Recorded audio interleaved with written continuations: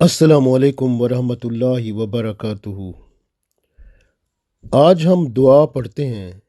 یہ دعا وہ ہے جو رسول اللہ صلی اللہ علیہ وآلہ وسلم نے پڑھی تھی جب ایک شخص آپ صلی اللہ علیہ وآلہ وسلم کے پاس آیا اور اس نے کہا کہ مجھے زنا کرنے کی اجازت دے دیں۔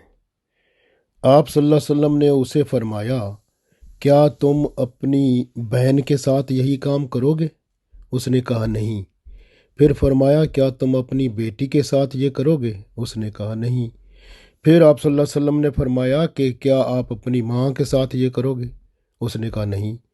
کیا آپ اپنی خالہ کے ساتھ یہ کام کرو گے؟ اس نے کہا نہیں۔ کیا اپنی پھوپھی کے ساتھ یہ کام کرو گے؟ اس نے کہا نہیں۔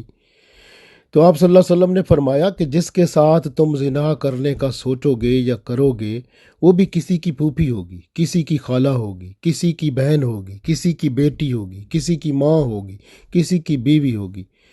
تو پھر کیا خیال ہے تمہارا کہ تم ایسا پسند کرو گے؟ اس وقت آپ صلی اللہ علیہ وآلہ وسلم نے اس کے سینے پر ہاتھ رکھا اور اللہ تعالیٰ سے دعا فرمائی۔ یہ دعا آج ہم پڑھیں گے تو اس دعا کی برکت سے وہ شخص ساری زندگی زنا کرنا تو ایک طرف رہا، زنا کرنے کا خیال تک اس میں نہ آیا، اس کی نظر غیر پر جاتی ہی نہیں تھی۔ وہ تو پورا نظریں، اس کا جسم، وہ تو پاکیزہ لوگوں میں سے اعلیٰ اور پاک بن گیا۔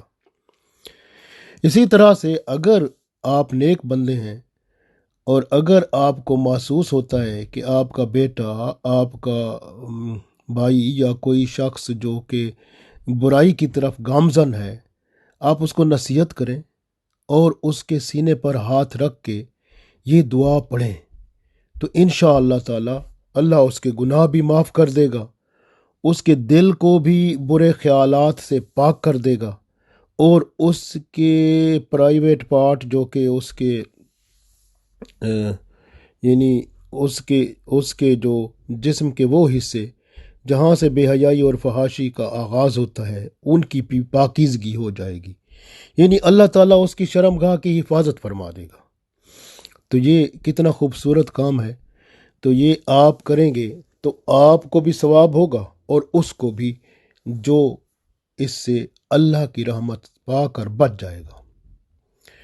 تو آج ہم اس کو پڑھتے ہیں تو آپ بھی پڑھیں اور یہ کام ضرور کیا کریں، خود بھی دعا مانگا کریں اور دوسروں کو بھی اس دعا سے مستفید کرنا ہے آپ نے۔ دعا پڑھتے ہیں۔ اعوذ باللہ من الشیطان الرجیم، بسم اللہ الرحمن الرحیم۔ اللہم اغفر ذنبہ وطہر قلبہ واحسن فرجہ۔ اللہم اغفر ذنبہ وطہر قلبہ واحسن فرجہ۔ اللہم اغفر، اے اللہ بخش دے، ذنبہ اس کے گناہ، اے اللہ اس کے گناہ بخش دے، وطہر اور پاک کر دے، قلبہ اس کے دل کو، اور اس کے دل کو پاک کر دے، اس میں سے ہر قسم کی برائی، گناہ، غلط باتیں، سب خواہشات جو ہیں نکل جائیں، اس کے دل کو پاک کر دے۔ وَأَحْسَنْ فَرْجَهُ، اور اس کی شرم گاہ کی حفاظت فرما۔ تو اس طرح سے ہم اللہ سے دعا کریں گے، اور یہ حدیث مختلف کتابوں میں ہے حدیث کی، اور قرآن پاک ابن کثیر سے ہم نے اس کو اخذ کیا ہے۔ تو یہ ضرور پڑھا کریں درود و سلام اول آخر کے ساتھ، اور فائدہ اٹھائیں، اپنی زندگی بہتر بنائیں، دوسروں کی زندگی سے برائیاں ہٹائیں، اور پاکیزگی اور رحمت ربی سے ان کے سینے منور فرمائیں۔ اللہ تعالی ہم سب کو توفیق دے، آمین۔